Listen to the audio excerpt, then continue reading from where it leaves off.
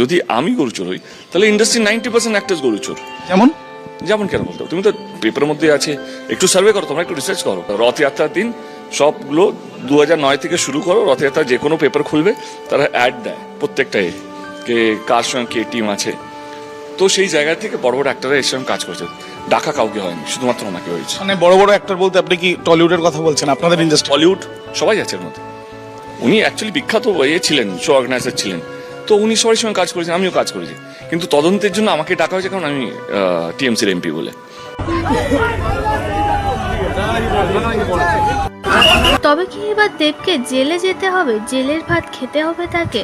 টিএমসিতে 10 বছর ধরে এমপি পদে রয়েছেন অভিনেতা দেব, তবে তার বিরুদ্ধে হাজারো অভিযোগ। এবার সামনে এলো গরুচোর ও গমচোর দেব। দেব নাকি মমতা ব্যানার্জির সঙ্গে হাত মিলিয়ে বাংলাদেশে প্রচুর গরু পার করেছে এবং যে গমগুলো মানুষের কাছে পৌঁছানোর কথা সেই গম কালোবাজারি করে বেশি দামে বিক্রি করে দিয়েছে দেব। জনসাধারণের খাবার ছিনিয়ে নিয়েছে দেব। টিএমসি হেরে যাওয়ার পর একের পর এক অভিযোগ উঠছে দেবের বিরুদ্ধে। 10 বছরে ঘাটাল রাজত্ব করার পরেও ঘাটালে কোনো উন্নয়ন করেইনি দেব, বরঞ্চ যেসব টাকাগুলো ঘাটালের উন্নয়নের জন্য এসেছে সেসব টাকাগুলো নিজের পকেট ভরিয়েছে দেব। আবারও ইডি তলব করা হবে দেবের ওপর। দেব একটি ইন্টারভিউতে জানিয়েছে যে আমি যদি গরুচোর হই তাহলে টলিউডের আর্ধেক অভিনেতা সবই গরুচোর।